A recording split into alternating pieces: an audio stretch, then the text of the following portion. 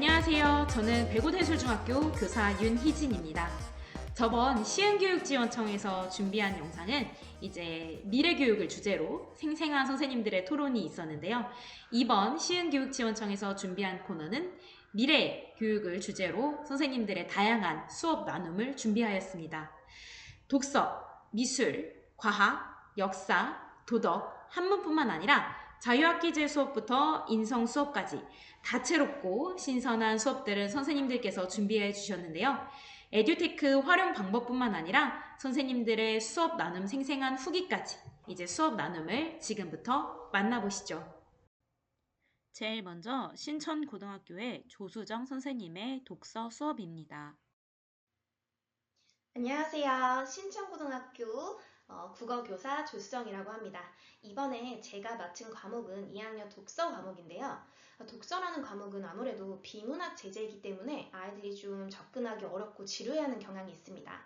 그래서 이 아이들이 어떻게 하면 수업에 더 집중할 수 있을지 연구를 하다가 이 아이들이 코로나를 겪으면서 이제 온라인 클래스와 친해졌더라고요. 그리고 아이들이 사실 무엇인가 종이로 쭉 읽는 것보다 여러 가지 매체를 활용해서 스스로 입력하고 스스로 볼 수 있는, 즉 핸드폰이나 이제 크롬북 같은 기기를 사용을 해서 아이들이 직접 스스로 해결해 나가는 걸 좋아하는 것 같아서 이번에 저의 수업의 주제를 비문학 구클로 날개 달다라고 정하고 이렇게 한번 수업을 설계해 봤습니다. 목차를 한번 보시면요. 저는 수업을 하기 전에 워밍업을 거칩니다. 해당 제재에 관한 이제 자료를 보여주면서 어떤 주제를 혹은 어떤 제재를 논의할 수 있을지 브레인스토밍을 하고요. 두 번째로 제가 활용한 커다란 이제 구글 클래스룸이라는 활동 안에서 캔바라는 것을 활용을 해서 아이들이 모든 결과물을 낼 수 있도록 이끌었습니다. 그리고 네 번째, 패들렛에 대해서도 좀 소개를 해드릴 건데요. 이거는 제가 학습지를 아이들이 이제 어떤 지문을 배우고 학습지를 채울 때 저 혼자 이끌어가면 조금 지루해하는 것 같아서 아이들이 이제 온라인 담벼락이라고 하죠. 스스로 문제를 해결하고 공유할 수 있도록 그렇게 한번 설계를 해봤는데요. 그럼 한번 설명에 들어가 보도록 하겠습니다. 이 사진은요, 실제로 제가 이 구글 클래스룸을 활용해서 이제 수업을 진행한 저희 반 학생들 사진인데요. 보면 한 명도 졸지 않고 있죠. 그래서 아이들이 확실히 본인들과 친숙한 휴대폰, 크롬북을 사용하게 해서 스스로 완성해 나가도록 하니까 아이들이 흥미를 가지고 참여를 하더라고요. 그래서 제가 이제 어떻게 수업을 설계했고 이렇게 설계한 이유에 대해서 설명을 해드리면 저는 우선 비문학에서 물론 정확한 내용을 파악하는 것도 중요하지만 이 지문 속에서 스스로 이 지문에 갇히지 않고 확장해가는 좀 더 포괄적인 학습, 이 지문에서만 끝나는 게 아니고 아이들이 스스로 주제를 정해가면서 좀 깊이 있는 탐구 학습을 할 수 있지 않을까라는 생각을 했습니다. 거기에 덧붙여 스스로 주제를 정하니까 내적인 동기가 확 이끌어지더라고요. 그리고 두 번째, 저는 개별적인 학습보다 아이들이 워낙 지루해하니까요. 협동학습을 추구하는데요. 협동학습, 모듬학습의 가장 큰 문제죠. 이제 무임승차를 저는 아이들이 하지 않기 위해서 각자의 역할을 배분했습니다. 이제 그거는 뒤에서 한번 살펴보시고요. 그리고 세 번째, 협동학습을 하다 보니까 아이들이 서로서로 배려하고 대화하고 협력하고 본인과 다른 내용도 조정해가는 이런 대화 기술, 사회성을 배울 수 있더라고요. 그래서 이것도 좀 노려봤고요. 네 번째, 이렇게 모든 학습을 하고 제가 마지막에 이제 소감문을 제출을 하라고 하는데 여기서 아이들이 어떤 분야에 관심이 있고 어떤 걸 배웠는지를 제가 딱 파악할 수 있으니까 세특도 개별화되고 진로와 적합하게 적어줄 수 있는 장점이 있었습니다. 그래서 이제 먼저 살펴보면 제가 이번 시간에 진행한 건 로봇의 인권에 관한 글이었는데요. 우선 로봇 인권에 관한 수업을 하기 전에 로봇이라는 주제, 또 인권에 관한 주제와 관련된 흥미로운 이제 영상 자료들을 보여줬습니다.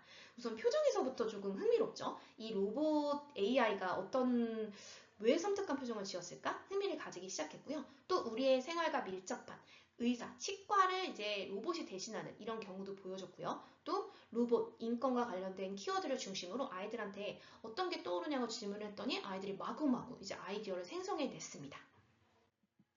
그래서 저는 수업 시작 전에 구글 클래스룸을 총 5개 이제 과제물로 이제 저희가 게시로 이제 해놨는데 주제를 정해놨는데요.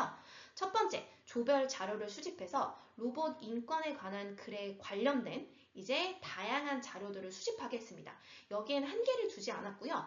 왜 한계를 두지 않았냐면 아이들이 스스로 조별 대화를 하면서 스스로 범위를 정해갑니다. 그래서 우리는 로봇 인권과 관련돼서 이러한 부분을 탐구해야지. 이렇게 스스로 정하기 시작했고요. 두 번째, 그냥 무턱대고 PPT를 만들어라가 아니고요. 어떤 페이지에 누가 담당해서 어떤 내용을 넣을 건지 구상하도록 했습니다. 그리고 세 번째, 캔바라는 사이트를 이용해서 아이들이 서로서로 각자 맡은 페이지에 본인이 찾은 자료를 구상을 하고 서로 다른 친구가 어떻게 했는지 보면서 조절해가면서 수정해가는 모습을 보였고요. 다섯 번째, 이제 이렇게 PPT를 만들고 난 뒤에 본인이 배운 것들을 좀 저한테 써서 구글 폼으로 제출하게 했습니다. 그래서 첫 번째 이제 조별 자료 수집 부분을 보면요. 저는 해야 할 내용들을 이렇게 자세히 적어놨어요. 그래서 이 글을 읽고 찾아본 뉴스, 또 깊이 있는 내용을 살펴보기 위한 논문, 이런 것들을 살펴보고요. 이제 조별로 저는 이렇게 게시를 해놨고요. 각자 해당하는 조에 들어가면 이렇게 본인의 페이지가 있습니다. 그래서 이 주제와 관련된 본인이 찾고 싶은 자료를 마음껏 찾게 했어요. 왼쪽 친구 같은 경우에는 로봇은 객관적일까에 대한 기사, 오른쪽 친구 같은 경우에는 다양한 이제 과학 잡지나 아니면은 신문 기사를 활용해서 로봇 의사라는 주제로 본인이 설정을 했습니다. 이렇게 이제 본인이 찾은 자료를 중심으로요. 두 번째, 발표 자료를 구상해야 하는데 사실 요 아이들이 찾은 자료를 서로서로 융합해도 되고 어떤 한 친구의 주제를 선택을 해서 아이들이 서로서로 이제 살도 붙여나가고 이어나가면서 해도 되는데 이것에는 아이들이 이제 조별로 자유를 줬습니다. 그래서 이제 발표 주제를 정하게 했고요. 이거는 각자 찾은 자료를 기반으로. 그래서 어떤 페이지에 누가 담당을 할 것인지 저는 구상을 하도록 했습니다. 첫 페이지는 제목, 마지막 페이지 이제 인사말은 이제 모둠이 자유롭게 누가 할지는 정하라고 말을 해놨고요. 뭐 거의 조장이 하더라고요. 이렇게 보면은 이제 왼쪽 조 같은 경우에는 제가 일부러 페이지에 제한을 뒀는데 각자 어떤 페이지에 어떤 내용을 넣는지 확실하게 책임감을 주기 위해서였습니다. 왼쪽 친구 조 같은 경우에는 로봇은 감정을 가질 수 있을까에 대한 주제로 첫 번째, 감정을 가진 로봇이 무엇일지 첫 번째 친구가 조사를 했고요. 두 번째 친구는 이런 사례, 세 번째 친구는 감정 로봇의 긍정적인 면, 네 번째 친구는 다양한 의견, 이렇게 넣도록. 그 오른쪽 친구조 같은 경우에도 로봇 의사에 대한 사례, 두 번째 페이지 무엇인가, 세 번째 장단점, 네 번째 의견, 이런 식으로 본인들이 페이지를 구성했습니다. 그래서 각자 개별적인 과제를 수행하지 않으면 전체가 완성되지 못하도록, 즉 각자의 책무성을 주어지게 저는 구성을 했습니다. 그리고 조금 어려워하는 친구가 있으면 거기서 좀 잘하는 에이스 친구들이 조금 힌트를 줘가면서 서로서로 완성을 해 나가더라고요. 그래서 실제로 이렇게 왼쪽 친구는 기사를 찾고 있고 오른쪽 친구는 뭐 기사, 유튜브 이런 것들을 통해서 입력을 하고 있고 속도가 다르더라도 각자 구글 클래스 그 해당 페이지에 가서 수정하고 보완하고 이런 식으로 이제 자연스럽게 흘러가서 저 생각보다 잘해서 놀랐습니다. 그래서 이렇게 모든 이제 PPT까지 구상을 했다면 캔바라는 사이트에 접속을 해서 PPT를 만들도록 했는데 여기도 역시 마찬가지로 어떻게 해야 되는지 매뉴얼을 저는 쭉 정리를 해뒀습니다. 제가 이제 질문하고 답하는 시간을 줄이기 위해서기도 하고 아이들이 이렇게 적어놓으면 스스로 읽고 잊어버린 부분은 다시 가서 해결하고 찾아보고 이렇게 학습을 하더라고요. 그래서 캔바 사이트에 들어가면 이렇게 디자인 만들기를 누르면요. PPT, 뭐 인스타 게시물, 포스터 다 자유롭게 만들 수 있는데 저는 이번에는 프레젠테이션을 만들기로 해서 이렇게 선택을 하도록 했고요. 조장이 저렇게 여기 이름 옆에 플러스라는 칸이 있는데 그걸 누르면 구글 아이디, 메일을 입력을 하면은 본인의 그룹으로 지정을 할 수 있습니다. 이렇게 그룹으로 지정을 해놨다면 이렇게 서로서로 플러스 여기 보이시죠? 그래서 쭉 해서 아이들이 이렇게 잠시만요. 아이들이 이렇게 서로서로 구성을 해 나가면서 서로 찾은 자료를 구성해 가면서 넣고 그리고 해야 되는 링크가 있으면 서로서로 걸기도 하고 이렇게 자연스럽게 이제 진행을 해 나갔습니다.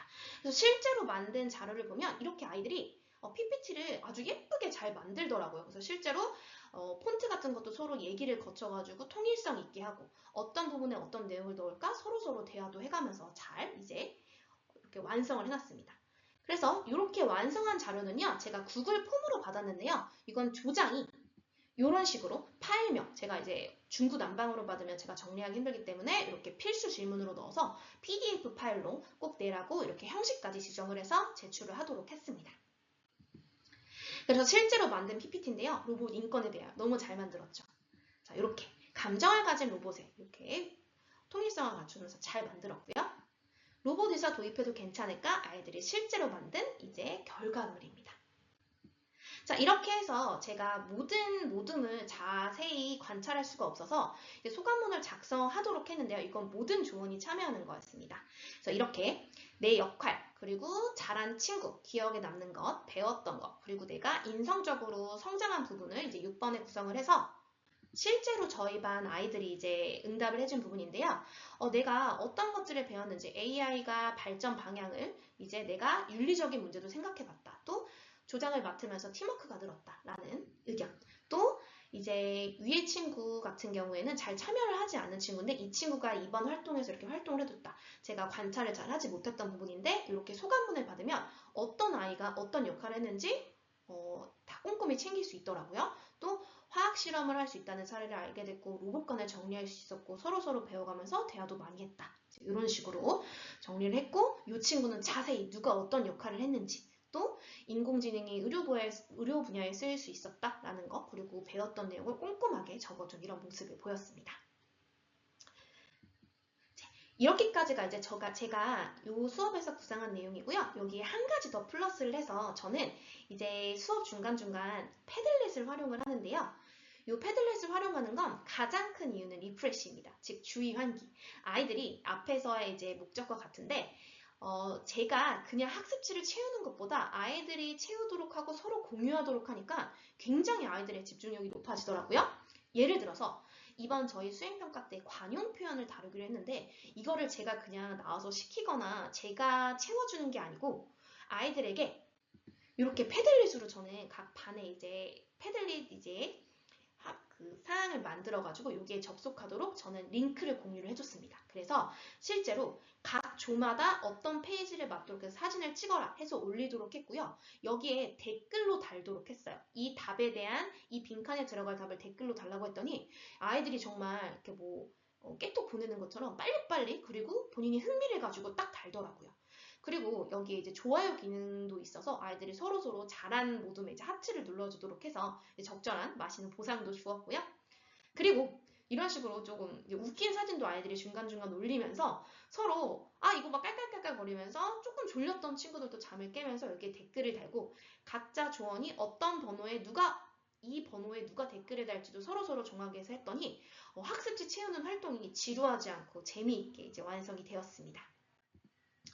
자, 그래서 이제 저의 전체적인 수업의 방향은요. 동기 유발, 그리고 다음 개별 과제를 완수한 후에 모둠 협동학습에 들어간다. 그리고 과제를 제출하고 제가 전부 어떤 친구들이건 학습 목표에 뭐 정도의 차이는 있겠지만 제가 최소한으로 정해놓은 학습 목표에 도달하도록 하면서 성취감 그리고 사회성도 기르도록 이렇게 해봤는데요. 사실 저희 국어라는 과목뿐만 아니고 다른 과목들도 이러한 형태를 이용하시면 아이들이 조금 더 흥미를 가지고 책임감을 느끼고 재미있게 수업을 그리고 공부를 할 수 있지 않을까 생각이 듭니다. 네, 긴 시간 동안 설명 들어주셔서 감사하고요. 저는 이만 물러가겠습니다. 감사합니다. 다음으로 군자중학교 김예빈 선생님의 과학 수업입니다. 안녕하세요. 저는 군자중학교 과학교사 김예빈입니다. 저는 2학년 동물과 에너지 단원에서 학생들과 좀 긴 호흡으로 수업을 진행하였는데요. 이제 이름은 인체 주제 탐구 주도성 프로젝트라고 해서 학생들이 주제를 선택해서 질문으로 만들고 그것을 탐구하고 그 다음에 발표까지 하는 그런 수업을 진행했습니다. 제가 제 수업을 크게 키워드로 정리를 해보자 했을 때 질문이 있는 수업, 탐구를 하는 수업, 협력이 있는 수업이다 라고 생각이 들어서 이렇게 적어봤습니다. 제 수업 의도를 보면요. 저는 우선 학습하는 방법을 배우는 수업, 한 명도 소외되지 않는 수업을 제 수업 철학으로 삼고 있거든요. 그래서 이 두 가지를 기조로 해서 학생들이 이런 네 가지의 유의미한 학습 경험을 할 수 있도록 수업을 설계했습니다. 그 다음에 학생들이 이 수업을 통해서 협력적 인성과 메타학습 역량과 질문 역량을 기를 수 있기를 기대하였습니다. 또 제 수업에서 이번에는 에듀테크 도구를 이제 교사와 학생, 그리고 또 학생과 학생 간에 그런 협업을 약간 구축할 수 있는 그런 활용 도구를 많이 썼고요. 그 다음에 여기 에스크 스마일은 그 GTP 3.5에서 이제 3.5인데 이 질문을 만들어가지고 넣으면 그 부름의 단계에 따라서 질문 수준을 좀 분석을 해줍니다. 근데 이게 신빙성이 높진 않아요. 이게 신뢰도가 높진 않지만 학생들이 내 질문을 만들었는데 이게 몇 단계 나왔어 이렇게 좀 약간 호기심을 자극할 만한 그 정도로 사용을 했습니다. 네, 제 프로젝트의 전체적인 흐름을 보시면 우선 1차 시에는 프로젝트 의도와 과정을 소개를 했고요. 학생들이 학습 주제를 스스로 선택하게 했습니다. 2에서 5차 시는요, 모두만 해서 학기 공부를 하게 되었고, 근데 학기 공부를 해라 그래서 너희들끼리 공부를 해. 그랬을 때 학생들이 공부를 하지를 못하거든요. 그래서 오히려 더 촘촘하게 계획을 제가 더 설계를 하였고요. 6, 7교시는 발표 자료를 구성해서 이제 8초시부터는 발표를 하고 성찰하고 이렇게 끝나게 됩니다. 네, 2차 시부터 5차 시까지는 이제 모두만 해서 함께 공부하기로 했는데 학생들이 내가 학습하는 그런 방향을 좀 확실하게 이해를 하기 위해서 탐구 질문 만들기를 했습니다. 그래서 우선은 크게 3가지 종류에서 질문을 만들었는데요. 핵심 질문, 그 단원 수준의 핵심 질문은 제가 이제 만들었고요. 그 다음에 학생들은 그 주제별로 성취 기준 수준에서 소재적 탐구 질문을 만들고 그 다음에 이것을 수행하기 위한 또 질문을 만들었습니다. 근데 사실 저도 질문에 대해서 공부를 이제 많이 한 것도 아니고 해서 사실 저도 질문 만드는 게 굉장히 어려웠어요. 그래서 학생들과 함께 배운다는 생각으로 했습니다.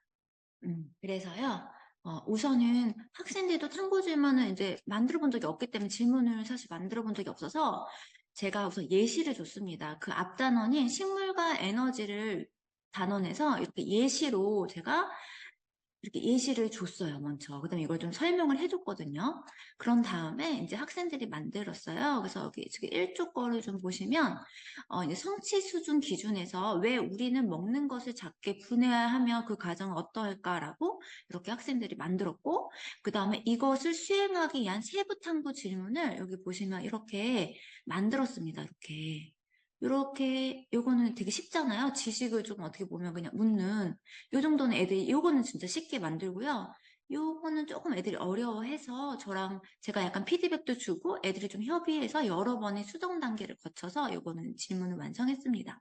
2조는 또 이렇게 또 배설을 어떻게 해야 건강할 수 있을까 해서 또 이렇게 탐구 질문을 만들었습니다. 네. 이렇게 만들어 보았고, 그 탐구 질문을 이제 넣고, 탐구 질문, 뭐, 어쩌고저쩌고 했을까? 이렇게 한 다음에, 그거에 대한 애들이 탐구 질문에 대해서 지식을 생성하는 과정을 탐구 보고서 작성하기로 만들었어요. 그래서 학생들이 그 모둠 안에서 같이 탐구 보고서를 협업해서 만들었습니다. 그 다음에 이제 다 만들고 나면은, 요거를 이제 제가 이름은 치열 토론이라고 이름 붙였는데 애들이 치열하진 않아요. 치열하진 않지만 어쨌든 자기네들이 만든 탐구 보고서를 함께 얘기를 하면서 내용이 이게 맞나? 이게 좀 오류가 있진 않나? 이런 수정 작업을 좀 거치는 작업을 하였습니다. 그런 다음에 이제 탐구 보고서가 완성이 되면 논증까지 끝나면 이것을 가지고 다시 발표 자료를 구성을 해요. 그러면 학생들이 선생님 지금 탐구 보고서를 이렇게 만들었는데 또 이거를 왜 이게 발표 자료 아니었어요? 라고 하거든요. 그래서 요거는 우리가 탐구 질문에 대해서 탐구를 하기 위한 그 보고서이고 요거는 이제 다른 학생들 앞에서 발표하기 위한 자료이기 때문에 목적이 다르다. 목적이 다를 때는 우리가 다르게 구성을 해야 된다라고 해서 발표 자료를 PPT를 어떻게 구성하는 것이 좋은지에 대해서 제가 이제 얘기를 해주고 학생들이 이렇게 만들었습니다. 그런 다음에 이제 학생들이 발표를 딱 하면은요, 발표를 하고 나면 다른 모든 학생들의 질문을 듣거든요. 질문에다 답을 해줘야 돼요. 그래서 다른 학생들이 어떤 걸 질문을 할까 예상 질문 작성하기도 합니다. 그러면 지금 벌써 탐구 보고서 만들었죠? 발표 자료를 구성했죠? 그러면서 애들이 내 발표를 듣고 어떤 질문을 할 수 있을까? 또 이제 생각을 해서 또 질문 작성하기와 답변을 만들어요. 벌써 여러 차례로 이렇게 반복을 하고요. 마지막으로 또 한 번 반복을 합니다. 뭐냐면 자기가 탐구한 부분에 대해서 형성평가지를 또 협업해서 만들어요. 그래서 이렇게 구글 폼스로 만들어서 이걸 또 나중에 학생들이 다 같이 풀게 되거든요. 그럼 이렇게 여러 번의 자기 탐구 주제를 가지고 여러 번, 뭐 탐구 보고서, 발표 자료, 예상 질문, 형성평가지 이렇게 만들었기 때문에 굉장히 되게 촘촘하게 공부를 할 수 있도록 이렇게 짰기 때문에 공부가 안 될 수가 없습니다. 이렇게 했고요. 그 다음에 이제 학생들이 이렇게 발표를 해요. 발표를 하고 나면 발표를 이제 한 조가 좀 하게 되면 사실 여기는 8에서 12차시라고 했지만 질의응답이 좀 길어지고 하면은 조금 계속 좀 지연이 되는 경향이 좀 있고요. 발표를 하고 나면 다른 모든 학생들이 질문을 하거든요. 근데 이 발표 후에 다른 학생들의 발표를 듣고 질문하는 것을 제가 또 수행평가 요소로 넣었기 때문에 그냥 질문하는 것을 완전 판을 제가 깔아준 거예요. 그렇게 했더니 세상에 애들이요. 그렇게 질문을 많이 하고요. 장난으로 질문을 하는 게 아니라 정말로 이게 진짜 궁금해서 서로 지적으로 약간 서로 자극하는 관계 그런 게 형성이 되더라 이거예요. 그래서 저는 질의응답을 수행평가 요소로 넣는 거 굉장히 좋았습니다. 그래서 만약에 이제 답을 못했을 경우에는 다음 시간까지 알아오는 거거든요. 그래서 과제에 대해서 좀 약간 책임감, 집착력 이런 것들도 이제 가질 수 있도록 하였고요. 형성평가 문제는 그때 만들었던 거를 같이 풀고 이제 마지막으로 성찰하기를 했습니다. 그래서 학생들은 이제 좋았던 점이 뭐야? 힘들었던 건 뭐야? 나는 어떤 지점에서 성장한 것 같아? 어떤 점을 바꿔볼까? 이런 부분에 있어 성찰을 하고 저도 이제 성찰을 해서 학생들에게 좀 이야기를 같이 해줍니다. 지금 이제 학생들이 주도적으로, 능동적으로 학습을 해야 되는 그런 시대잖아요. 이럴 때는 성찰하기가 저는 꼭 중요하다고, 굉장히 중요하다고 생각을 합니다. 이런 일련의 과정을 다 가정정신평가 25점이나 제가 해가지고 학습하기 10점, 발표하기 10점, 형성평가 5점 이렇게 해서 평가도 또 하였습니다. 네, 지금까지 제 수업을 이렇게 말씀을 드렸는데요. 제가 수업을 사실 이렇게 내 수업이 학생들에게 큰 의미가 있었을까, 학생들에게 정말 성장이 일어났을까라는 의구심이 좀 있어요. 의구심이 있는 상태에서 수업을 하잖아요. 근데 이걸 또 공개를 하려고 하니 제가 좀 많이 걱정이 되었는데 그럴 때마다 제가 이 파커파머의 여기 이 문구를 많이 마음에 새기거든요. 네. 그래서 제 부족한 수업을 이렇게 들어주셔서 감사합니다. 감사합니다. 농곡중학교의 박정우 선생님의 역사 수업입니다. 저는 농곡중학교 역사교사 박정우라고 합니다. 이번에 같이 나눌 이제 수업 나눔 주제는요, 혁명과 변주의 미국 독립혁명, 인성 역량과 에듀테크 활용을 중심으로라는 내용입니다. 이제 수업 내용과 방법은 다음과 같습니다. 저는 기본적으로 이제 학생들이 그러니까 미국 독립혁명이 어떻게 이루어지고 그 이유는 무엇인지 또 그 과정에서 이제 굴절된 미국 역사의 흐름은 무엇인지를 확인하기를 원했습니다. 그래서 이제 해당 내용의 이제 역사 교과는 주간 이제 3시간이 진행되는데, 1시간은 거꾸로 수업으로 해가지고 기본적인 역사적인 개념과 지식을 아이들에게 전달을 하고요. 이 거꾸로 수업 이후에 본차시 수업 2시간을 잡았습니다. 그래서 1시간은 기본적인 내용에 대해서 학생이 다시 한번 좀 확인을 하는 시간을 갖고요. 1시간은 학습 과제가 진행이 되고 이후에 피드백이 진행이 됩니다. 그래서 중학교 2학년 대상으로 다음과 같은 교구제와 그다음에 기자재, 교재 같은 것들이 필요하고요. 성취 기준은 다음과 같습니다. 네, 그래서 미국 혁명 그리고 이 이후에 미국의 산업화 과정, 그다음에 흑백 갈등, 노예 문제와 관련된 부분도 같이 다뤄지게 됩니다. 수업의 주안점은 다음과 같은데요. 학생들이 무엇보다 인성 역량을 함양했으면 하는 마음이 되게 컸습니다. 그래서 수업 과정에서 자연스럽게 협력, 배려, 나눔, 적절한 의사소통 역량들을 학생들이 좀 길렀으면 하는 마음이 있었고요. 에듀테크 활용 역량. 학생들이 이제 에듀테크를 활용할 때는 이제 학생들이 굉장히 이런 도구, 스마트 도구들을 굉장히 잘 사용을 합니다. 다만 이게 좀 분절적이고 좀 편향적인 특성이 분명히 있습니다. 그래서 학생들이 다양한 에듀테크를 활용할 수 있도록 이제 주문을 하고 있습니다. 그리고 기본적으로 이제 2015 개정 교육과정, 역사적 역사적 사고, 그다음에 역사과의 이제 교과 역량과 관련해서 아래와 같은 내용들 학생들이 주지했으면 하는 마음이 있었습니다. 네, 수업 흐름도는 다음과 같습니다. 일단은 거꾸로 수업이 진행되는데요. 저는 기본적으로 그 유튜브를 통해서 학생들이 좀 교과 내용을 미리 사전에 학습을 할 수 있도록 합니다. 이게 제 개인 이 학습을 위한 채널인데요. 이렇게 영상을 좀 다뤄놓고요. 그 이후에는 이렇게 과제를 올려놓습니다. 과제를 올려놓으면 이제 학생들은 거기에 대해서 이제 댓글을 달고 우수 댓글과 그다음에 좀 가장 빨리 댓글을 단 경우를 이제 체크를 해가지고 학생들에게 어떤 인센티브를 제공을 해주고 있습니다. 네. 그다음에 이 댓글 단 내용을 그냥 단순하게 확인만 하고 넘어가는 게 아니라 이 내용을 이제 교과서 특을 작성할 때 충분히 활용을 하고 있습니다. 그래서 최대한 이제 수업 내용과 평가, 그다음에 기록이 한꺼번에 맞물려 들어갈 수 있도록 노력을 하고 있고요. 네. 이제 본차시 수업으로 이제 진행이 되는데요. 네, 다시 돌아와서 일단 미국 지역의 위치를 확인합니다. 아이들은 학기 초에 제가 나눠준 이제 세계사 백지도를 바탕으로 계속해서 주요 지역의 지역성을 확인하게 되거든요. 주요 도시, 산맥, 강과 바다. 저는 이제 사회, 이제 지리 수업을 담당하고 있지 않지만 이 내용이 연결돼서 융합되게 돌아가야지 역사 내용을 잘 이해할 수 있다고 판단을 하고 있기 때문에 이런 내용을 다루고 있고 학생들이 구글 어스를 통해서도 지역성을 확인할 수 있도록 노력을 하고 있습니다. 그래서 구글어스가 이제 조금 운용에 있어서 좀 한계는 있긴 합니다. 이게 좀 용량이 많이 차지해서 학생들 와이파이 환경이나 이런 부분에서의 좀 어려움은 있지만 구글 어스를 활용해서 학생들이 지역성을 확인할 수 있게 하고 있습니다. 이제 창을 이제 띄운 다음에 학생들이 이게 여러 가지 지형적인 조건, 그다음에 주요 도시들, 그리고 또 이제 확대해서 들어가다 보면 어떤 지역의 이제 경제적인 상황들, 그다음에 도로망 이런 것들을 확인할 수 있거든요. 그래서 자연스럽게 학생들이 이 지역성을 확인할 수 있도록 주문을 하고 있습니다. 네, 이제 본격적으로 수업에서 이제 다루는 이제 학습 자료를 보면서 관련 내용을 좀 확인하도록 하겠습니다. 네, 요 내용이 제가 이제 수업에서 다루는 PPT 내용이고요. 기본적으로 이제 어떤 좀 학생들의 확산적인 사고를 좀 요청할 수 있는 질문을 이제 내걸고 그 이후에는 이제 교과 수업을 진행을 합니다. 그래서 기본적인 내용들을 좀 다뤄주고요. 마인드맵으로 한번 정리를 하고 그 이후에는 조금 다른 내용들, 제가 추가하고 싶은 내용들, 좀 교과 외의 내용이지만 학생들이 좀 이해해야 되는 부분들을 좀 확인할 수 있도록 하게 있습니다. 저는 기본적으로 이런 좀 고고학적인 자료나 좀 문헌을 많이 활용해서 학생들의 좀 흥미를 유발하도록 그렇게 좀 시도를 하고 있습니다.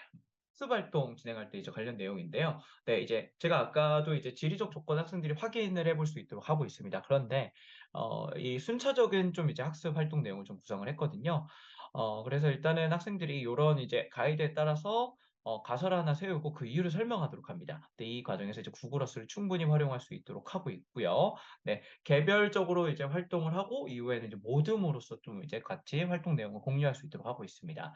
그 다음에는 이제 미국이 성장하는데 가장 중요한 역사적 사건은 무엇인지 단계적으로 순서를 밟고 있거든요. 이 과정에서 이제 워드 클라우드를 활용을 하고 있습니다. 학생들이 사건 A와 사건 B를 뽑고, 그래서 이제 워드 클라우드를 구성해서 네, 이런 식으로 학생들이 이제 각자 이제 내용을 적어보고 이제 몰점 활동으로 관련 내용을 살펴보면서 서로의 이제 일치도를 확인하고 어떻게 더 다양하게 인식하는지도 좀 이제 도모를 해볼 수 있고 또 제가 본 수업 때 개념에서 빠졌던 내용들을 다시 한번 설명해주고 학생들의 기억을 다시 한번 재생해보는 활동도 좀 겸할 수 있다라는 점에서 의미가 있다라고 생각하는 활동 내용입니다. 네, 이렇게 활동을 진행하고 나면요. 우리 지도를 활용했던 걸 바탕으로 미국을 가장 잘 표현할 수 있는 도시를 선정하게 합니다. 그리고 그 도시가 지리적, 경제적, 그다음에 역사적으로 어떤 의미가 있는지 학생들이 체크를 하게 해가지고 이제 해당 내용에 대한 이제 도시에 대한 학생들의 흥미도를 높이고 이 역사 수업이 단순히 과거에 대한 내용만을 다루는 게 아니라 현재와 어떤 접점이 있는지를 좀 이해해 볼 수 있는 활동을 병행하고 있습니다. 네, 이렇게 활동이 진행되고 나면요. 그 이후에는 이제 미국 연방헌법에 대한 내용인데요. 이 부분은 사실 난이도가 좀 있습니다. 학생들의 독해력과 문해력을 좀 요구하기 때문에 난이도가 있지만 이제 제가 같이 설명하면서 좀 관련 내용들을 좀 이해할 수 있도록 하고 학생들이 자유롭게 의견을 개진할 수 있도록 노력하고 있습니다.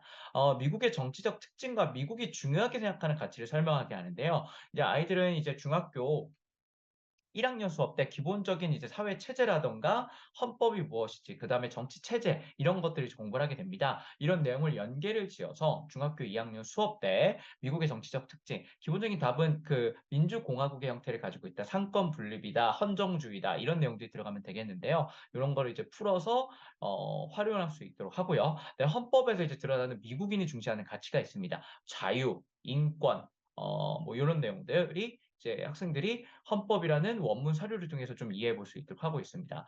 관련 내용은 우리 위키페디아 같은 데도 이렇게 헌법 내용이 있고요. 그리고 PDF 파일로도 따로 다운을 받아놨는데 학생들이 이 전문 내용을 통해서도 뭘 중시하는지를 확인할 수 있습니다. 미국이 연합 또는 연방으로서의 어떤 특징이 있는지, 네, 인민에 대한 중요성, 그다음에 정의, 평안, 공동방위, 국민복지, 이런 내용들 강조되었다라는 걸 확인할 수 있고요. 입법 권한이 의회에 속해 있다. 그리고 의회도 사원과 하원으로 나눠져 있다. 그리고 주마다의 또 특징이 있다라는 거, 네, 미국이 계속해서 권력을 분리하고 있다라는 부분이 확인이 될 수 있고요.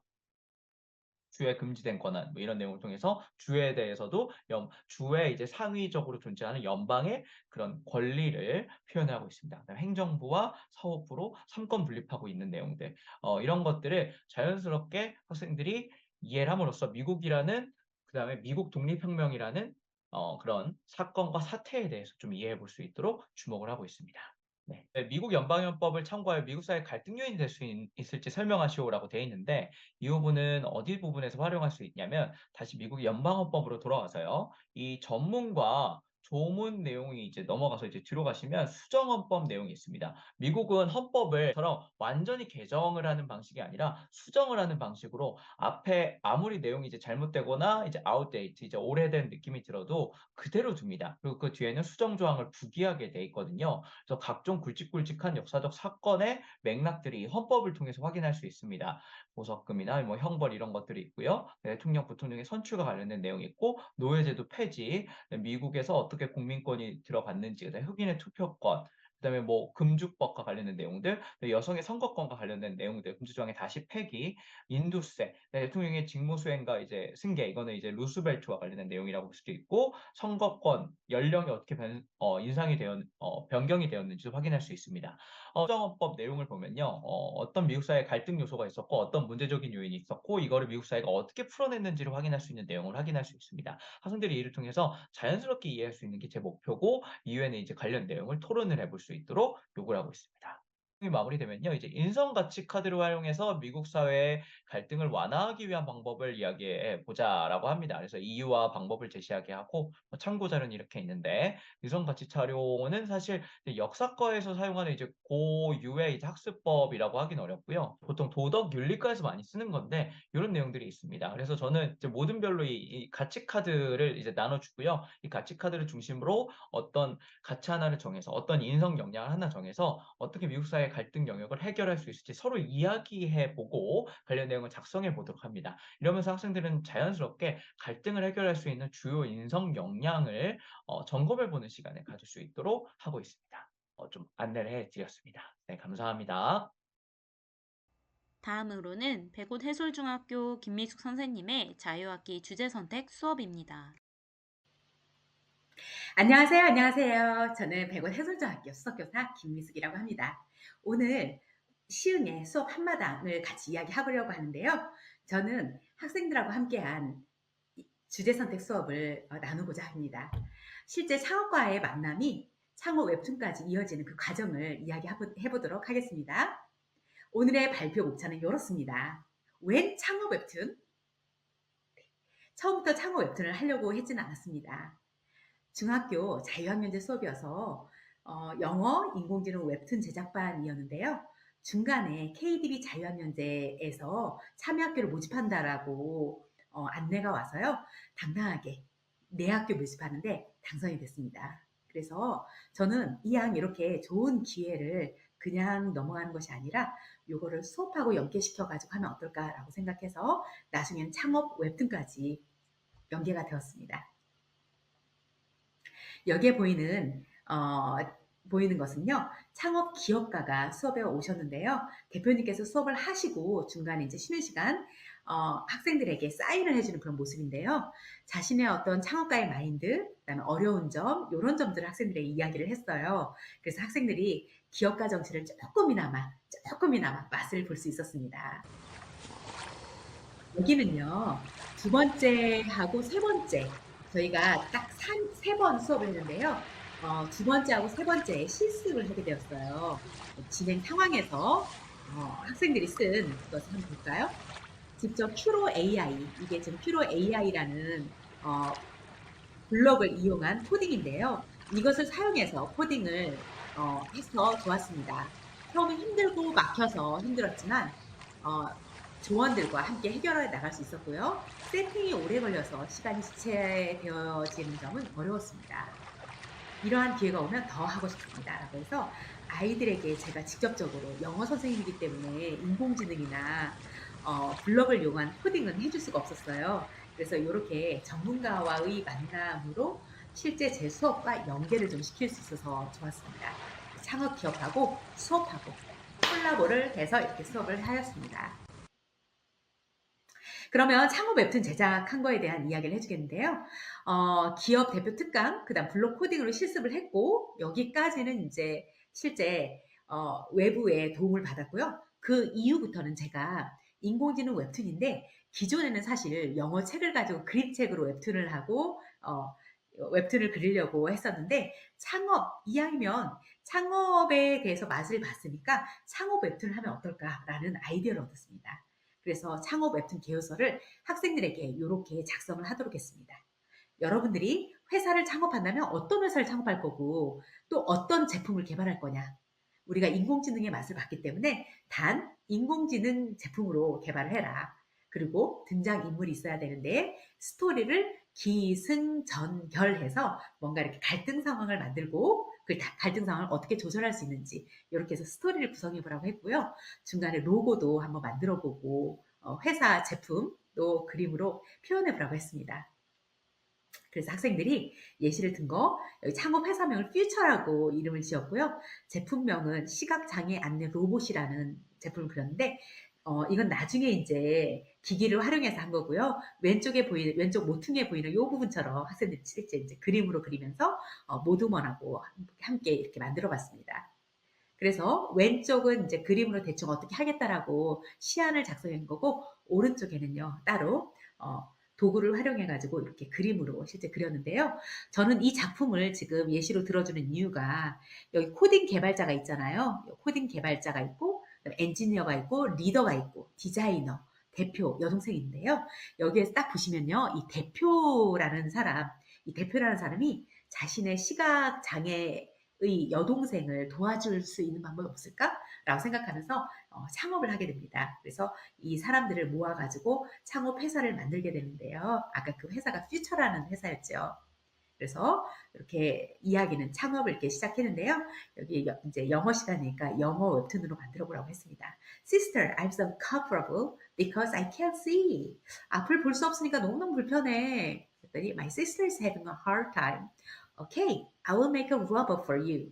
너를 위해서 내가 로봇을 만들어 줄게. 라고 동생한테 자신있게 이야기를 하면서 이렇게 만들어 갑니다. 마지막에 보면요. Oh my gosh! Thank you so much, sister. I'm so touched. 감동받았다라고 하면서 이런 마음에 터치를 주는 이런 내용입니다. 이걸로 끝나지 않고요. 학생들이 만든 작품을 전문가의 피드백을 좀 받았어요. 아까 그 대표님에게 사전에 이렇게 말씀을 드렸어요. 저희가 이렇게 만들려고 하는데 나중에 학생들의 작품을 보고 거기에 따른 질문이 있으면 피드백을 좀 해주세요. 라고 했습니다. 여기 피드백을 받은 이 지금 친구들이 이렇게 이메일을 보냈고요. 그거에 대해서 이제 답변을 이렇게 주셨습니다. 전문가 피드백이 캐릭터 설정이 재밌고 매력적이다. 여긴 다른 예시인데요. 그 친구가 우리가 창업을 할 때 사람들을 이렇게 뽑는데 그 뽑는 과정에서 그 각자의 역할 그런 걸 묻고 싶다. 해서 부서의 역할, 대표는 무슨 역할을 하고 팀장은 무슨 역할을 하고 이런 것들을 안내해 줬어요. 그리고 면접할 때는 어떻게 해야 될까요? 그랬더니 온라인 채용 방식을 통해서 이력서하고 자기소개서를 받을 수 있다. 그리고 다 합격하면 여기 나와 있는 메디컬 체크를 받을 수 있다 해서 공식적으로 채용이 확정된다라고 외부 전문가가 이렇게 피드백을 주셨어요. 그래서 제가 요지는요, 창업이라는 게 학생들이 어려울 것 같다라고 생각을 했지만, 이 창업에 대해서 외부 전문가의 도움을 받아서 큐브로이드라는 이 외부 전문가의 도움을 받아서 학생들이 이 창업이란 이렇구나라는 것을 조금은 알게 되었습니다. 학생들이 이 과정을 통해서 배운 성장과 변화를 한번 좀 보고요. 그 다음에 응원도 있습니다. 이렇게 보면 영어로 지금 change, 어떤 변화를 일으켰나. 학생들의 소감을 잠깐 소개해드리면요. 창업에 대해서 알게 되고 나니 창업에 관심이 생겼다. 또 AI 같은 내용도 너무너무 유익했다. 큐브로이드를 통해서 AI 블록 코딩을 해서 실습할 수 있었던 게 좋았다라고 학생들이 이야기를 하였습니다. 그거에 대한 실습 소감은 여기 1학기 동안 웹툰 제작반에서 창업 웹툰을 제작하면서 도움을 많이 받았다. 뭐 등등등 이런 이야기를 해주고 있습니다. 안녕하세요. 1학년 18반 2번 고은유입니다. 저는 이 수업을 하며 직접 실습과 체험을 하며 창업, 인공지능에 관해 배우고 친구와 같이 주제를 가지고 함께 웹툰을 만들어내어 인상 깊고 뿌듯한 기분을 느낀 것 같습니다. 하지만 아쉬웠던 점은 시간이 많지 않고 급하게 스토리 구성을 하고 캐릭터를 만들어야 하다 보니 시간이 너무 촉박하게 느껴지고 퀄리티가 많이 떨어지는 점이 아쉬웠던 것 같습니다. 학생들의 이런 제작 소감이고요. 조원들과 함께 하기 때문에 팀워크를 통해서 배려하고 소통하고 이런 도움을 받았다고 합니다. 학생들이 이런 성장을 했었다는 이런 지점은요, 창업 기업인과 만날 수 있었다는 이런 이점이 하나 있었고요. 또 이게 그냥 한번 왔다가 가는 것이 아니라 기업가 정신으로 이렇게 스며들기가 되었고, 또 진로에 대한 탐색도 할 수 있었습니다. 대표님께서 이런 한 말씀을 해주셨어요. 학생들에게 너희들을 응원해, 너희들의 열정과 도전 정신을 느낄 수 있기를 바라며 응원해. 이런 말씀을 해주셨습니다. 실제 창업가와의 만남, 이것이 그냥 창업으로만 끝나고 이벤트성으로만 끝나는 것이 아니라요. 학생의 수업으로 이렇게 연결되어 가지고 학생들에게 좀 더 창업이란 그렇게 우리가 머나먼 것이 아니라 불편함 속에서 찾아지는 것, 그리고 그걸로 인해서 뭔가 문제 해결을 좀 할 수 있도록 하는 이런 것까지 좀 시야를 확대할 수 있었다는 점에서 학생들에게 큰 도움이 되었을 것 같습니다. 실제 창업가와의 만남, 창업 웹툰으로 이어지다. 발표를 한 백원 해설중 수석교사 김미숙이었습니다. 감사합니다. 신천중학교 김민경 선생님의 한문 수업입니다. 우리 전문 문자도에 들어가는 거 한자의 모양, 뜻 정확하게 적어야 되고요. 그 위에 덕목의 뜻과 관련해서 우리 그림으로 나타내는 거 있었지. 그거 한 다음에 마지막으로 그 덕목의 정확한 사전적 의미까지 적어주세요. 지금 사전적 의미는 보니까 안 적은 친구들이 있거든. 요거까지 적어줘. 자, 그리고 우리 발표자 한 명씩 모둠에서 정하라고 했었어. 기억나? 자, 발표자는요. 지금 PPT에 있는 발표 요소를 포함해서 발표를 해야 합니다. 자, 첫째, 우리 모둠이 학교 생활에 필요하다고 생각하는 필수 덕목이 무엇인지. 두 번째, 왜 그렇게 생각을 하는지.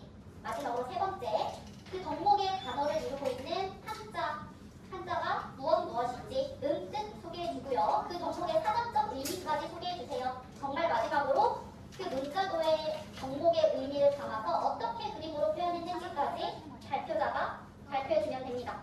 자, 발표자도 정하고 덕목 문자도로 완성해주세요. 지금. 엄청나죠? 사과를 양보하는. 여기다는 뭐 하는 거야? 이거 그냥 이거 적으려고 했었는데요. 그냥 여기다가 적으려고요. 아무것도 아닙니다. 오케이. 누가 발표자예요, 여기는? 아직 안 정했어요. 정해봐. 발표자 정하고 발표 연습 한번 해봐. 골드 그런 거 봤다가 이제 민석이가 딱 골드. 얘들아, 여기 발표자 정했어? 네. 오케이. 근데 지금 사전적 정의가 빠져있어. 사전적 정의도 적어야지. 네. 그래야지 내가 앞에서 설명을 할게. 예쁘죠? 무지개. 잘 표현했네. 발표자 정했어, 얘들아? 제가 합니다. 오케이, 알겠어. 너무 긴장되었어요. 얼른 해봐. 네가 어디서 난 네가 핑크색 하고 있어. 얘들아, 사전적 정의, 민석이가 여기서 사전적 정의 쓰고 있으면 될 것 같은데? 잘했네. 자, 얘들아, 지금 너네가 완성한 전국 문자도가 앞에 붙어있어. 앞에 붙어있어요. 다른 모듬에서는 우리 모듬과 다르게 어떤 종목을 학교 생활에 필요하다고 판단했는지, 필수 종목이라고 판단했는지 한번 들어볼게. 각 모듬마다 발표자가 있죠. 각 모듬마다 발표자 있지. 자, 여기 모듬부터 가자. 이 모듬부터. 저희 모습이 선택한 필수 종목은 우리 학교생활에 필요한 필수 종목은 성실입니다. 성실은 왜냐하면 성실은 정성서, 열매실이라는 한자로 구성되어 있고요. 이 종목을 선택한 이유 왜 필요하냐고 생각했냐면 성실함이 있어야 무엇이든 꾸준하게 학교생활을 잘 할 수 있을 것 같아서 좀 많이 복시하니까 할 수 있을 것 같아서예요. 모듬이 성실이라는 종목을 우리 학교 생활에 반드시 필요한 필수 종목으로 골랐대. 혹시 이유 들은 사람 있어? 이유 생각나는 사람 있어? 학교 생활을 하는 데 있어서 꾸준함이 있어야 행복한 학교 생활을 할 수 있기 때문이라고 했었어, 하니까. 기억나, 얘들아? 혹시 요 종목을 쓸 친구들을 위해서 써줄게요. 정성성자에 열매실자야.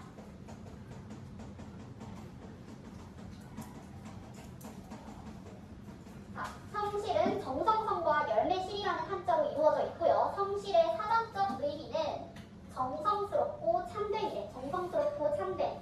자, 정성스럽고 참된 모습, 꾸준한 모습, 성실한 모습을 표현하기 위해서 우리가 열심히 가고 있는 모습을 문자로에 나타낸다고 합니다. 지금 발표도 잘하고 학교 생활에 반드시 필요한 필수 과목도 잘 골랐어. 여기 잘했어, 얘들아. 자, 옆에도 아니, 학교 생활에 필요하다고 생각한 종목은 존중입니다. 존중이 필요하다고 생각한 이유는 존중하지 않는다면 서로를 이해하지 못해요. 다툼이 일어날 것 같다고 생각했습니다. 존중을 이루고 있는 한자에는 높기 전에 무거운 중입니다. 그리고 사전적 의미는 높이고 중이 연인이라고 되어 있고, 이쪽에 이렇게 사람이 인사하고 있는 이유는 존중을 하기 위해 제일 먼저 해야 될 것은 인사일 것 같아서 이렇게 그려봤습니다.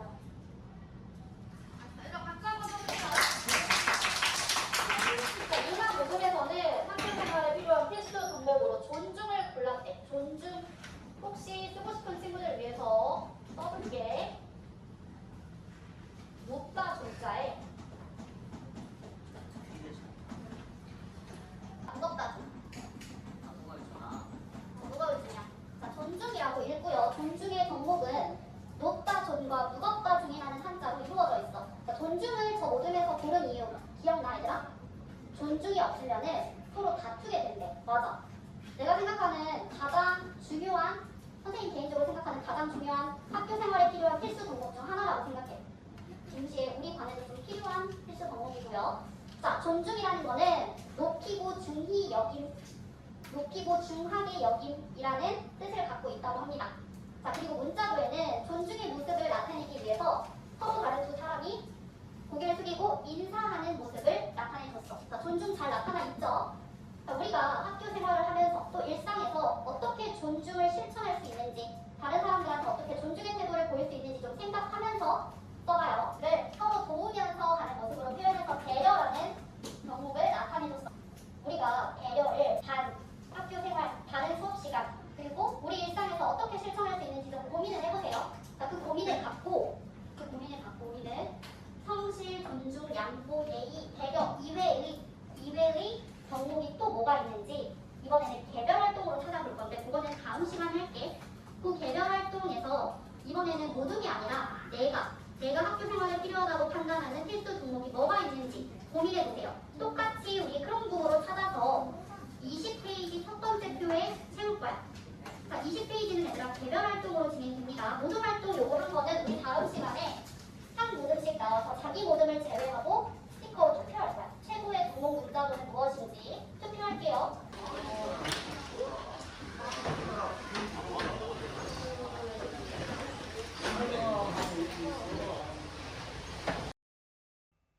시흥매화고등학교 정경희 선생님의 다문화 수업입니다. 안녕하세요. 시흥매화고 윤리교사 정경희입니다. 미래교육 실현을 위한 학생 활동 중심 다문화 수업 사례를 공유하고자 합니다. 미래사회 지구 시민의식의 중요성. 미래사회에서는 인간 간의 공존이 더욱 중요해지므로 서로 다른 인간에 대해 이해하고 인간 사회에서 일어나는 복잡한 문제들을 평화적이고 합리적으로 해결해 나갈 수 있도록 미래의 교육으로 준비해 나가야 합니다. 미래 세대는 비판적 사고를 하면서도 타자와 공존할 수 있는 지구 시민으로서 소양을 키울 수 있어야 합니다.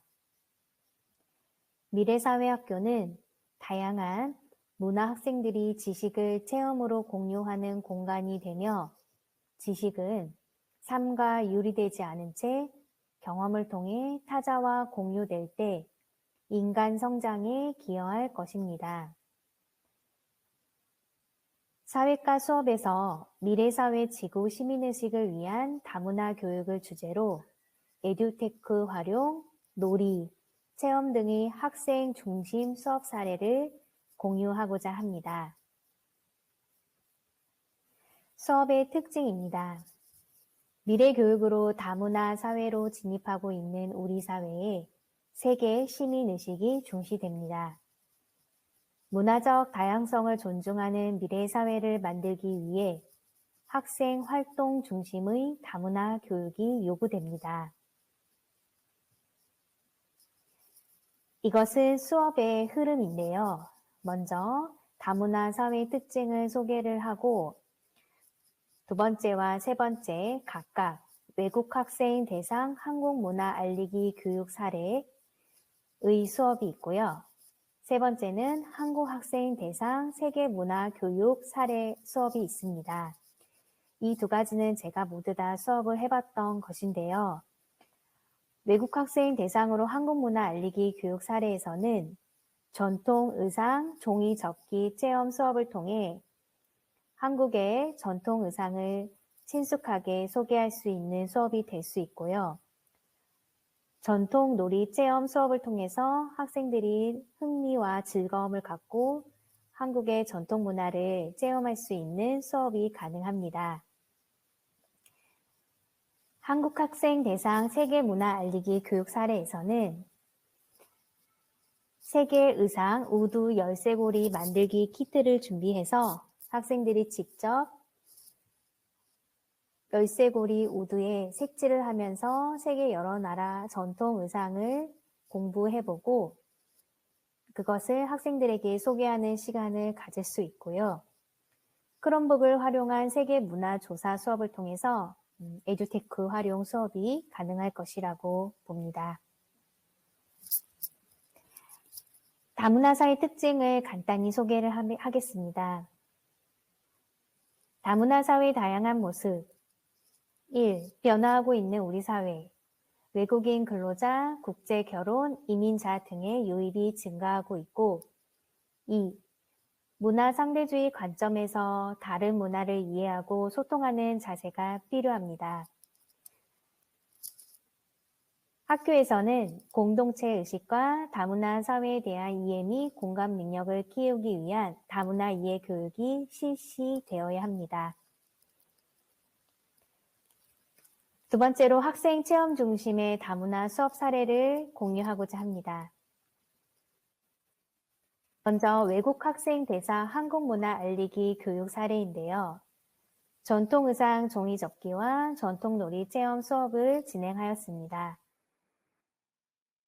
이것은 실제 전통 의상 종이 접기 수업을 한 장면인데요. 왼쪽의 그림은 종이 접기를 통해 학생들이 한복을 접고 그리고 한복에 대해 이해하는 시간을 갖는 장면입니다. 네, 다 함께 체험 활동을 한 후에 사진을 찍는 모습이고요. 전통놀이 체험 수업입니다. 한국의 전통놀이로 팽이치기, 그리고 딱지치기, 윷놀이, 공기놀이 등 우리에겐 익숙하지만 외국인들에겐 낯설 수 있는 한국의 전통 문화를 실제 체험을 통해서 흥미를 유발하고 한국의 문화를 알릴 수 있는 시간이 되었습니다. 다음으로 한국 학생 대상 세계문화 교육 수업입니다. 저는 세계 전통 의상 열쇠고리 만들기와 크롬북을 활용한 세계문화 조사를 진행하는 수업을 가졌습니다. 이것은 세계 전통 의상 열쇠고리 만들기 수업 장면입니다. 학생들에게 전통 의상을 만들 수 있는 열쇠고리 키트를 제공하여 학생들이 열쇠고리도 만들고 의상 색칠을 통해서 세계 전통 의상에 대해서 이해하는 시간을 가졌고요. 이것은 학생들이 만든 열쇠고리고 오른쪽 모습은 열쇠고리를 만들고 난 후에 학생들이 발표를 하는 모습입니다. 네. 다음은 크롬북을 활용한 세계 문화 조사하기 수업 장면입니다. 에듀테크 활용 수업이 미래에는 중시되어서 이런 식으로 아이들이 크롬북 등을 통해 자료를 직접 찾아보고 조별 모듬 활동을 통해 학생들이 서로 의견을 공유하는 시간을 가질 수 있습니다. 이것은 학생들이 크롬북을 활용해 자료를 찾고 함께 모듬 활동을 한 장면입니다.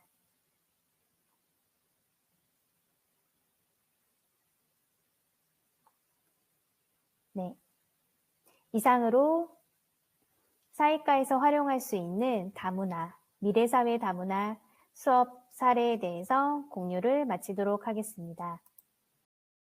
다음으로는 군서미래국제학교 김지원 선생님의 미술 수업입니다. 안녕하세요. 저는 군서미래국제학교에서 미술 과목을 가르치고 있는 교사 김주연입니다. 상반기 수업 나눔에서 미래교육 실현을 위해 애써주시는 시흥시 선생님들의 다양한 수업 사례를 듣고 저 또한 미래교육을 위한 다양한 수업을 연구하고 시도 중에 있습니다. 그중 이번에 제가 준비한 수업 나눔은 지속가능 발전 목표를 중심으로 총 3가지의 수업 사례를 나누려고 합니다. 3가지의 수업 사례를 나눠드리고자 말이 좀 빨라질 수 있는 점 양해 부탁드립니다. 지속가능 발전 목표는 영어 약자로 SDG라고 불리며 유엔에서 제시한 2030년까지의 세계 공동 목표입니다. 주 목표는 17개로 요약할 수 있으며 이는 학생들이 현재 사회를 이해하고 미래를 꿈꾸는데 꼭 필요한 핵심 요소들이라고 생각합니다. 즉, 지속 가능 발전을 꿈꾸게 하고 실현시키는 SDG 교육이야말로 미래 교육에서 빠질 수 없는 주제라고 생각합니다. 따라서 SDG를 주제로 한 3가지의 수업 사례를 나눠보도록 하겠습니다. 먼저 첫 번째 수업 사례는 SDG 플랫입니다. 이 수업은 개인 프로젝트로 진행되었고 학생들이 SDG에 대한 이해를 바탕으로 자신이 창업하여 리플렛을 제작하는 과정으로 진행되었습니다. 이 프로젝트의 단계는 이렇게 4가지의 단계로 진행이 되는데 세부적인 단계를 한번 살펴보도록 하겠습니다. 첫 번째는 SDG 탐색입니다. 학생들이 17가지의 주 목표를 5가지의 분야로 나눠보도록 합니다. 이때는 영어로 된 1번부터 17번까지의 주 목표를 제시해주고 학생들이 그 각각의 뜻을 정확하게 알지 못하는 상황에서 의논하고 유추해가면서 이 5가지의 분야로 분류를 해봅니다. 그러면서 학생들이 이 SDG에 대해서 가설을 설정하여 동기를 가지게 됩니다. 활동지 내용입니다. 활동지로 이제 SDG에 대해서 자세히 알아보기 시작하는데 첫 번째 활동지 내용의 목표는 17개 중에서 자신이 더욱 발전시키고 싶은 한 가지 목표에 대해 자세히 알아보는 게 핵심 목표였습니다. 활동지 내용을 살펴보겠습니다. 처음에는 거시적으로 지속가능 발전 목표의 17가지에 대해서 자신의 생각과 함께 작성을 합니다. 그런 후에 KSDG인 한국의 상황을 한번 살펴보고 그중 자기가 더욱 발전시키고 싶은 목표 한 가지를 정해서 그걸 더 미시적으로 조사하게끔 합니다. 다음으로 두 번째 단계는 국제기구와 단체를 탐색하는 단계입니다. 이때 활동지 내용의 핵심 목표는 한 가지 자신이 정한 그 발전시키고 싶은 목표와 관련된 기구나 단체의 성격은 무엇이 있는지 조사하는 내용입니다. 그래서 활동지를 살펴보면 먼저 SDG를 달성하는 데 도움을 주는 국제기구나 정부 등을 알아보고 그중 자기가 선택한 목표와 관련된 기구의 목표나 비전, 또 활동 방법 사례 등을 조사하게끔 합니다. 그래서 이렇게 자세하게 UN 해비타트를 조사하게 되면 그 기업의 비전이나 미션, 핵심 과제, 활동 영역 등 이렇게 자세하게 기록을 하게끔 합니다. 세 번째는 이제 본격적으로 자신의 기업을 창업하는 것인데요. 이 활동지에는 이제 내용적인 요소와 미적인 요소 두 가지가 들어가게 됩니다. 그래서 우선 내용적인 요소입니다. 자기가 한 가지 목표를 선택해서 그 목표와 관련된 기업을 창업하는 것인데요. 그래서 명칭부터 설립 목적, 핵심 가치, 슬로건 등 내용적인 요소에 들어갈 수 있는 것들에 대한 아이디어를 정리한 활동지입니다.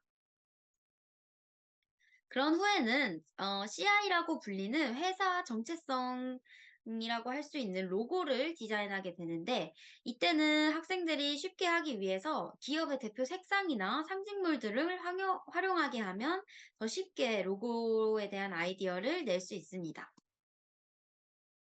이제 마지막으로 자기가 창업한 그 기업에 대한 안내 리플렛을 제작하는 단계입니다. 이 안내 리플렛은 컴퓨터를 활용한 에드테크 활용 기술이 필요했는데요. 리무브 비지나 미리 캔버스라는 사이트를 활용하게 됩니다. 자세히 살펴보자면 처음에 로고 디자인은 학생들이 도화지에 자유롭게 표현하도록 합니다. 그리고 이 도화지에 직접 디자인한 로고를 온라인에 컴퓨터 속으로 가지고 오기 위해서 리무브 비지라는 사이트를 활용합니다. 이 리무브 비지는 말 그대로 배경을 제거하는 사이트인데 여기 이미지 업로드를 클릭해서 자기가 그린 로고를 사진 찍어서 업로드하면 배경은 지워지고 로고 아이콘만 깔끔하게 남게 됩니다. 이후 이제 미리 캔버스로 들어가서 리플렛 디자인을 본격적으로 하게 되는데요. 이때 자기가 앞서 배경을 제거한 로고를 이쪽으로 가지고 들어오면서 이제 3단 리플렛을 클릭하게 됩니다. 그러면 이렇게 친절하게 3단 리플렛 형식에 대한 설명이 나오고요. 앞뒤 표지면을 제외한 나머지 4면에는 앞서 작성한 활동지 속의 내용적 요소들이 들어가게 됩니다. 그래서 여기에 도형이나 요소들을 활용해서 리플렛을 제작하고 이 디자인이 어려운 친구들은 왼쪽에 다양한 템플릿 중에서 자기가 원하는 것을 선택해서 디자인하게끔 합니다. 실제 학생이 디자인한 작품입니다. 이렇게 자기가 그린 로고와 명칭 그리고 핵심 가치나 활동 방안들을 이렇게 3단 리플릿 속에 조화롭게 배치를 하게 됩니다. 이 학생도 육상 생태계 보존을 선택한 학생이고 그 목표에 맞게끔 자신의 리플렛을 디자인하였습니다. 이 외에도 각각의 17가지 목표 중에 하나씩 선택한 목표에 맞는 자신의 기업을 창업하고 그것에 대한 내용적 요소와 미적 요소를 리플렛으로 이렇게 조화롭게 디자인하였습니다. 이때 좀 창의적인 학생은 이렇게 자신이 좋아하는 연예인을 홍보대사처럼 넣기도 했습니다. 마무리된 작품들을 1번부터 17번까지 복도에 이렇게 쫙 전시를 하면서 학생들이 전체적으로 자신이 디자인한 리플렛과 같은 목표를 가진 친구 아니면 다른 목표를 가진 친구들은 어떻게 디자인을 하였고 어떤 내용적 요소들을 넣었는지 직접 살펴보게 됩니다. 그러면서 SDG에 대한 감수성을 더 기르는 계기가 되는 것 같습니다. 그래서 이 프로젝트를 마무리한 후 구글 설문지를 한 내용입니다. 학생들은 손쉽게 컴퓨터를 활용하였다고 답변을 해주었고 또 SDG에 대한 이해도 높았습니다. 그리고 자신들이 디자인한 리플렛과 그것을 인쇄해서 전시를 한 그러한 방식들에 대해서 전체적으로 만족도가 높았고요. 하지만 한 가지 조금 아쉬운 건 자신이 창업한 기구와 이 SDG를 연계할 수 있냐고, 진로와 연계할 수 있냐고 물어봤을 때 반은 진로와 연계할 수 있고 반은 연계하기 어려웠다라고 답변을 해주었습니다. 그래서 좀 더 자세히 살펴보면 학생들이 그래도 생각보다 자신의 진로를 SDG와 연계할 수 있는 방안을 창의적으로 작성을 해주었는데요. 예를 들면 수의사가 진로 희망인 학생이 건축과 연계해서 동물들을 위한 친환경적인 건축물을 만드는 방안을 작성해 주었고요. 또 방송인이 진로인 학생이 성차별과 관련해서 방송, 성차별 다큐멘터리를 찍는 것을 작성을 해주었습니다. 그래서 이 외에도 인권보호와 베이킹을 연계해서 뭐 평화 관련된 음식을 홍보 캠페인이나 봉사로 나눠주는 방안 등이 있었고요. 생각보다 학생들이 진로를 SDG와 연계할 방안을 많이 생각을 해주어서 앞으로의 미래가 더 기대가 되는 것 같습니다. 그리고 마무리로 학생들이 이 전체적인 프로젝트에 대한 소감인데요. 전체적인 느낀 점에서 가장 많이 나왔던 거는 학생들이 생각보다 자신들이 알지 못하는 곳에서 공동체적인 노력을 하는 그런 기구나 단체들이 많다는 거에 감동을 받았다고 합니다.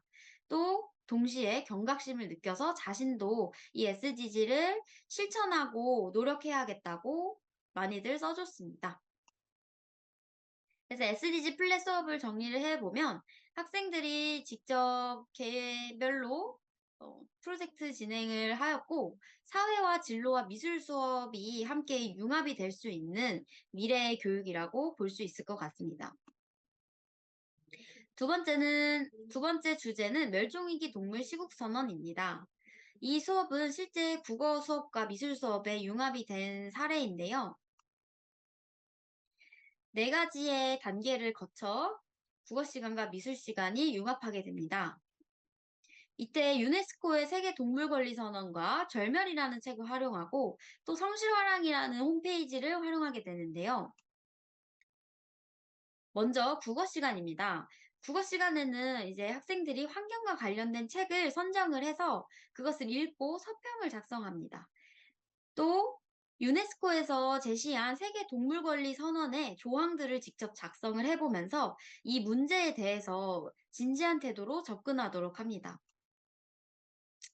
본격적으로 시국선언문을 국어 시간에 작성하기 위해서는 절멸이라는 책을 활용하는데요. 절멸이라는 책 속을 보면 실제 인간 얼굴과 동물 얼굴이 이렇게 합쳐져 있고 글의 내용도 나 땡땡은 오늘 박쥐로서 말한다 하면서 시국선언의 형식을 띠고 있습니다. 그래서 이것을 참고하여 4가지의 단계로 학생들이 동물선언문을 작성하게 되고요. 이것이 이렇게 완성되어 국어 시간에 동물선언문을 연설하는 것으로 마무리가 됩니다. 다음은 미술 시간입니다. 미술 시간에는 멸종위기 동물 색연필화를 그리고 자신의 초상화인 얼굴과 함께 합쳐서 렌티큘러 회화를 완성하게 되는데요. 그를 위해서 성실화랑 홈페이지에 이 동물 일러스트를 활용하게 됩니다. 성실화랑 홈페이지를 들어가게 되면 동물을 이렇게 클릭하면 그 동물에 대한 정보도 나오고 일러스트가 초상화 형식으로 되어 있어서 자신의 얼굴과 합치기 굉장히 좋습니다. 그래서 이 초상화 형식의 동물을 그대로 스케치하고 그 대신 미술 시간에는 색연필이라는 섬세한 재료를 활용해서 그 동물의 특성도 살리고 자신이 좀 더 이 동물을 사실적으로 표현하게끔 합니다. 그래서 자신의 얼굴이 찍힌 사진과 함께 이렇게 렌티큘러 회화를 완성하게 됩니다. 그래서 계단식으로 접은 종이에 한쪽 면에는 얼굴, 한쪽 면에는 동물을 붙임으로써 한 화면의 각도에 따라서 얼굴이 보였다, 동물이 보였다가 이렇게 재미있는 렌티큘러 회화가 완성되게 됩니다. 그래서 미술 시간과 국어 시간에 완성된 선언문과 렌티큘러 회화는 이렇게 한 판에 마무리를 짓게 되고 교내 1층에 전시를 하게 돼서 이렇게 왼쪽에서 봤을 때와 오른쪽에서 봤을 때 다양한 분위기를 자아내게 됩니다. 그래서 교육 공동체들이 직접 오며 가며 재미도 느끼고 환경 감수성도 기르고 멸종위기 동물에 대한 경각심을 가지게 되는 계기가 되고 있습니다. 마무리로는 학생들이 직접 제작한 환경 관련된 포스터를 교내에 부착하면서 캠페인 활동도 추가적으로 하게 되었습니다. 따라서 이 두 번째 주제는 사회와 국어와 미술의 융합 사례가 될 수 있을 것 같고, 또 SDG 중에서도 좀 더 환경과 관련된 환경 감수성을 기르는 계기가 될 것 같습니다. 마지막 세계 평화의 날 캠페인입니다. 이 캠페인 같은 경우는 실제 세계 평화의 날인 9월 21일 날 진행이 되었는데요. 시간 관계상 빠르게 제가 간단하게 설명하며 지나가도록 하겠습니다. 단계는 이렇게 4가지의 단계로 진행이 되었고, 처음에 평화를 오감으로 표현하는 활동과 미술 작품 속의 평화가 무엇이 있는지 찾는 게 핵심이었습니다. 그래서 학생들이 이렇게 편안하게 포스트잇에 평화를 오감으로 표현해서 어떤 맛일지 어떤 느낌일지 자유롭게 부착을 합니다. 그리고 또 평화와 관련된 미술 작품들은 무엇이 있는지 조사하면서 역사적인 의미나 국가 간의 교류 이런 의미들을 조금 더 배우게 됩니다. 그리고 캠페인을 진행할 때에는 이 한국 작가인 강익중 작가의 전시 방식으로 진행하겠다라는 계획도 세우면서 실제 이제 9월 21일 날 평화의 날 캠페인을 진행한 현장입니다. 그래서 먼저 글로 이렇게 평화에 대해서 떠오르는 글을 작성을 하고, 이번에는 그림으로 또 표현을 해봅니다. 각각의 손바닥만한 크기의 각자가 생각하는 평화들이 이렇게 한데 모이게 되고요. 그거를 이제 학생들이 직접 평화의 벽을 만들어서 전시를 하고 감상을 하게 됩니다. 그래서 이 마무리 캠페인 같은 경우는 SDG 중에서도 평화 감수성을 기르는데 좀 더 초점을 맞췄고, 역사나 미술의 융합 사례가 될 수 있을 것 같습니다. 또 무엇보다도 학생들이 주도적으로 참여하고 서로 소통하고 협력했다라는 활동에서 미래교육적으로 의의가 있다고 봅니다. 지금까지 제가 이렇게 준비한 3가지의 수업 사례는 학생들이 현재와 미래의 목표를 거시적으로 또는 미시적으로 이해하는 지속가능 발전 교육의 수업들이었습니다. 미래교육은 계속해서 발전하는 에듀테크 기술 활용과 교과 융합의 창의 융합적 사고 함양, 또 학습자의 주도적인 참여가 중요하겠지만, 무엇보다도 전 지구적인 노력과 해결이 필요한 SDG의 17가지 핵심 요소는 잊지 않았으면 좋겠습니다. 앞으로 더 나은 미래를 위한 교육을 꿈꾸며 지금까지 군서미래국제학교 미술교사 김지원이었습니다. 감사합니다.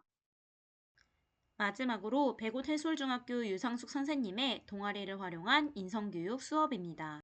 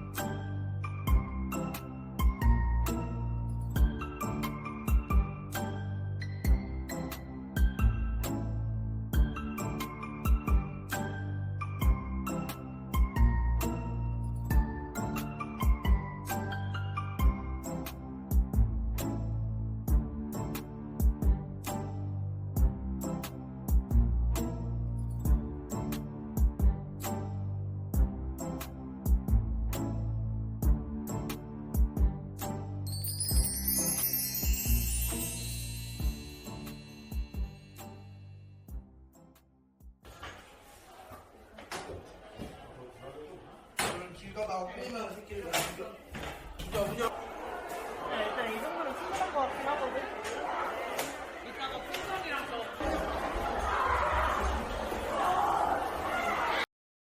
지금까지 8 선생님들의 영상 수업 나눔을 함께 보셨는데요. 개성 넘치고 다채로운 수업이었던 것 같습니다. 많은 도움이 되셨을까요?